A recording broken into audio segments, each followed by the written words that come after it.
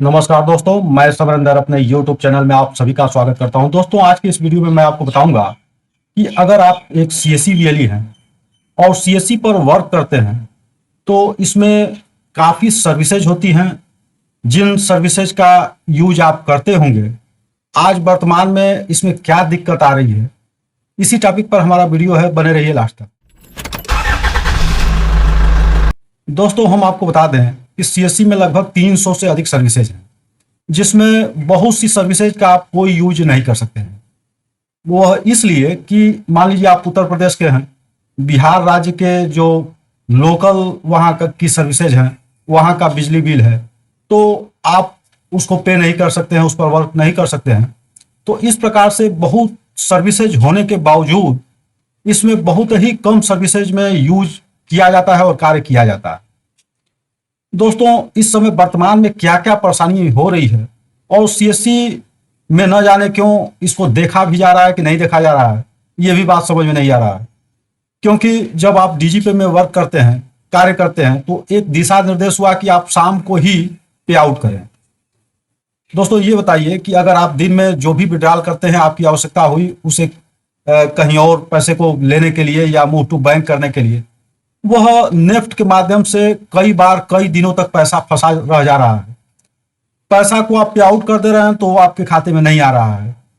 इससे काफी VLE परेशान है। ऐसा तो है नहीं कि किसी के पास 10 लाख 20 लाख रुपया रखा है, कुछ फंसा है, कुछ निकल गया, कुछ लेना है, कुछ देना है। भाई, जो CSC VLE है उसका एक सीमित संसाधन है, उसी में उसको वर्क करना है। वह पैसे की व्यवस्था बैंक जाकर और ले आकर अपने सेंटर पर दे लेन करता है। तो अगर एक दिन में वह 2 लाख रुपए अपने पोर्टल में रखकर कार्य कर रहा है और बाय द वे उसको निकाल के लेना होगा, तो पोर्टल से वो नहीं निकलेगा। अगर आपने उसको मूव टू बैंक कर भी दिया तो हो सकता है कि वह आपके खाते में न आए। 2 दिन 3 दिन हो जा रहा है, कभी कभी गूगल फॉर्म भर के सबमिट किया जा रहा है तब जाके आ रहा है। दोस्तों, एक चीज हमको काफी दिनों से यह महसूस हो रहा है कि इसमें केवल ID बनाने पर जोर दिया जा रहा है और जो बहुत से ID डिसेबल कर दिए गए हैं। लेकिन जो वर्तमान में ID चल रही है उसमें इसमें क्या संशोधन हो रहा है, क्या इसमें वर्क हो रहा है, क्यों नेफ्ट के माध्यम से पैसा विड्रॉल आप अपने खाते में आप मूव टू बैंक नहीं ले पा रहे हैं, इसको CSC को देखना चाहिए और गंभीरता से देखना चाहिए। क्योंकि इस प्रकार से कार्य करना संभव किसी भी VLE को नहीं हो पाएगा। क्योंकि DGP लाइट और DGP के माध्यम से आप किसी भी कस्टमर का पैसे का विड्रॉल करते हैं। DGP लाइट में आज तक आइरिस स्कैनर नहीं आया। आप आइरिस के माध्यम से किसी भी कस्टमर का पैसा विड्रॉल नहीं कर सकते हैं। DGP में आप कर सकते हैं, वो भी मोबाइल बैंकिंग का पोर्टल अपडेट होता रहता है, वो भी सही ढंग से वर्क नहीं करता है। M-ATM की बात जहां तक है, बहुत से लोगों ने इसको M-ATM को ले लिया E-स्टोर के माध्यम से, 2060 रुपया उनका लगा भी। और DGP में आज तक यह जो डेस्कटॉप वर्जन है या मोबाइल में भी वर्क नहीं करता है। वह बिल्कुल जैसे लगता है कि उस ATM का कोई मतलब नहीं है, ATM मशीन का कोई मतलब नहीं है। अब उसको आप लाइट में यूज करते हैं केवल, तो लाइट के डेस्कटॉप वर्जन में वो कार्य तो बढ़िया करता है, लेकिन मोबाइल में भी वो सही ढंग से वर्क नहीं करता है। काफी समस्याएं, इस पर हमने कई बार कई वीडियो में बताया भी। जो CSC टीम के द्वारा फोन किया जाता है उनको भी हमने इस समस्या से अवगत कराया, लेकिन इस पर किसी प्रकार का कोई ध्यान नहीं दिया जा रहा है। हम दोस्तों आपके लिए वीडियो बनाते हैं और आपकी जो भी समस्या रहती है, जो भी क्यूरी होता है, मैं उसको रिप्लाई करता हूं और आपका अधिक से अधिक मदद करने का प्रयास करता हूं कि आपकी कोई समस्या जो हमारे द्वारा सॉल्व हो सके वो निरंतर कर दें। लेकिन दोस्तों, आज यह वीडियो हमको इसीलिए बनाना पड़ रहा है कि इसमें जो भी सर्विसेज दी गई हैं उसमें काफी कमियां हैं और इन कमियों को हमने पहले भी कई बार CSC के माध्यम से या जो YouTube है इसके माध्यम से हमने अवगत भी कराया है। इसमें अगर आप किसी भी कस्टमर का बिजली का बिल पेमेंट करते हैं तो पेमेंट तो हो जाता है, लेकिन रसीद जनरेट नहीं होता है। दोस्तों, बिजली का बिल कोई भी कस्टमर स्वयं अपने मोबाइल के माध्यम से भी उसको पे कर सकता है। अब उसका जो है आप रसीद नहीं मिलेगा तो वो आपके यहाँ क्यों आएगा? रसीद जनरेट करने के लिए कोई दूसरा कोई विकल्प नहीं है। आप उसका जमा कर देते हैं, उसके बाद रसीद जनरेट नहीं होगा तो आपके लिए काफी दिक्कत है। बहुत से दोस्त इस पर इसलिए वर्क नहीं कर पा रहे हैं कि उनको रसीद नहीं मिल पा रहा है। जो कस्टमर आएगा वो निश्चित रूप से आपसे रसीद का डिमांड करेगा और आप रसीद नहीं दे पाएंगे। अब बात कर लेते हैं, इसमें LIC प्रीमियम का भी हमारे दोस्त कार्य करते हैं। LIC प्रीमियम अगर 200 से लेकर 50,000 रुपए का भी पे करते हो तो उसमें उनको कमीशन मिलता है 4 रुपया 80 पैसा आज के समय में। अब दोस्त उसमें तो आपको उसमें भी आप देते हैं रसीद, उसमें जनरेट हो जाता है।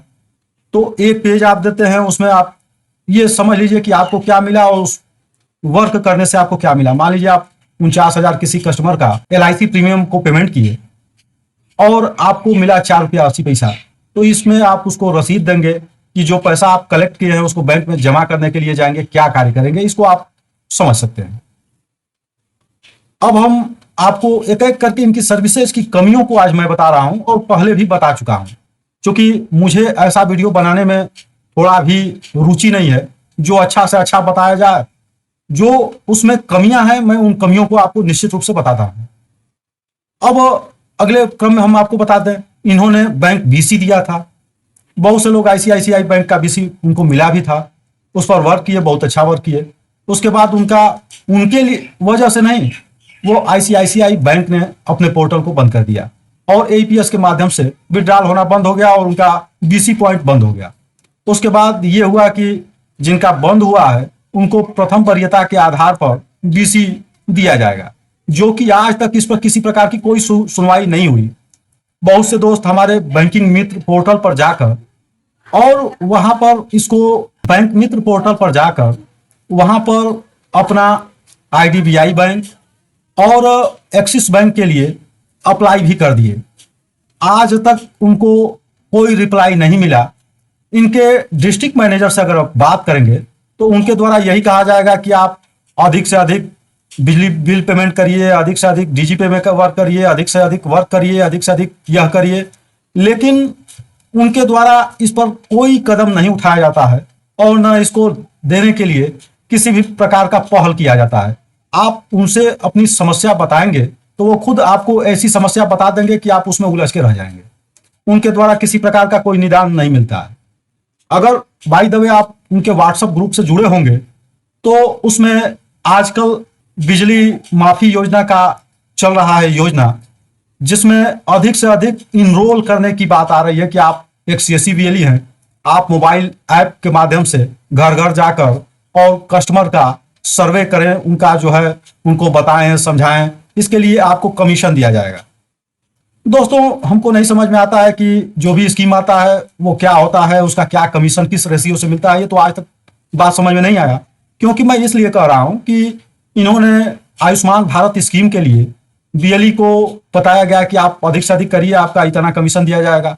बाद में बहुत से BLE तो अपने यहाँ सेंटर पर बैठ के किए ही, ये कहा गया कि आप इस जगह शिविर लगा हुआ है, वहां जाइए, वहां जाके आज करिए, परसों वहां करिए, इसके एवज में आपको कमीशन मिलेगा, जो कि आज तक किसी भी प्रकार का कोई कमीशन नहीं दिया गया।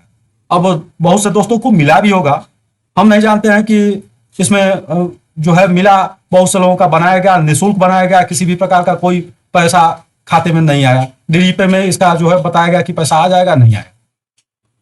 तो दोस्तों इनके जो भी योजना, जो भी कार्य आते हैं, ये भविष्य के लिए आता है कि आप इसको करते रहिए, आपको भविष्य में ये कर दिया जाएगा, वो कर दिया जाएगा। एक से एक कड़ी को जोड़ के आपको दिया जाता है। जैसे आपको आधार UCL में वर्क करना है तो आपको बैंक BC लेना होगा, बैंक BC लेने के लिए आपको CSC में अच्छे से अच्छा कार्य करना होगा।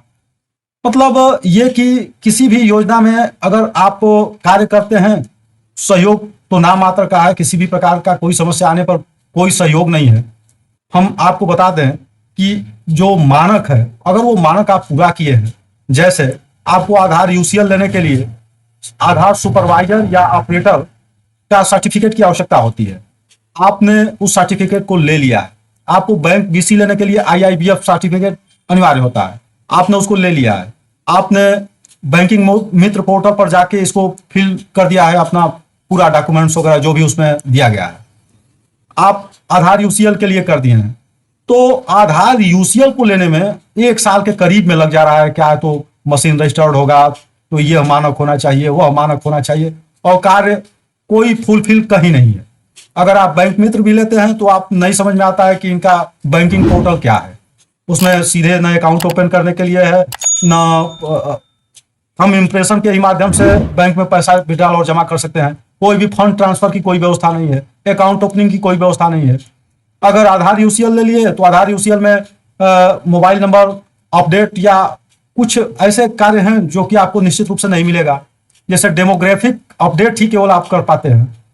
तो काफी इसमें दिक्कत ये है कि इसको लेने के लिए ये तो पैसा मान लीजिए कि नहीं लगता है या जो भी व्यवस्था है, लेकिन इसको इतना लेंदी कर दिया गया है कि इस पर वर्क कर पाना संभव अब नहीं रह गया है। क्योंकि हम देख रहे हैं कि डीजीपे में यह जो जनवरी माह से शुरू हुआ है, काफी इसमें सर्वर प्रॉब्लम, तो कभी कुछ प्रॉब्लम ही प्रॉब्लम, जिसका निदान अब तक नहीं हुआ है और न हो रहा है। तो दोस्तों, आज के वीडियो में मैं आपको यही बताना चाह रहा था कि इसमें क्या दिक्कतें आ रही हैं, और सीएससी टीम को इस पर विशेष ध्यान देना होगा, तभी जाके इस पर वर्क कोई भी सीएससी बीएलई कर सकता है। कोई भी योजना लाएं तो उसमें एक निश्चित गाइडलाइंस होना चाहिए कि आप इतना करिए, इतना आपका ये हो जाएगा, वो हो जाएगा। तो एक मानक बनना चाहिए, कहना चाहिए। बीएलई आपका कार्य करे और मिले कुछ नहीं, तो इस प्रकार का कार्य करना संभव किसी भी बीएलई के लिए नहीं होगा। अच्छे से अच्छे आपके जो है सेमिनार में सम्मिलित होकर यह कहना कि बहुत ही अच्छा है, बहुत ही यो है, लेकिन मिलना जुलना कुछ नहीं, तो इससे कोई फायदा नहीं है। इस पर विशेष ध्यान देना होगा। तो दोस्तों, आज की वीडियो में बस इतना ही। आशा करते हैं वीडियो आपको काफी पसंद आया होगा। तो इस चैनल को लाइक, सब्सक्राइब और अपने दोस्तों में शेयर करना न भूलें, ताकि उनको भी इस प्रकार का इंफॉर्मेटिव वीडियो हमेशा मिलता रहे। वीडियो बनाने का हमारा मकसद और ध्येय यही होता है कि आपको सच्ची और सही जानकारी हमेशा मिलता रहे। तो वीडियो में लास्ट तक बने रहने के लिए आप सभी का बहुत बहुत धन्यवाद।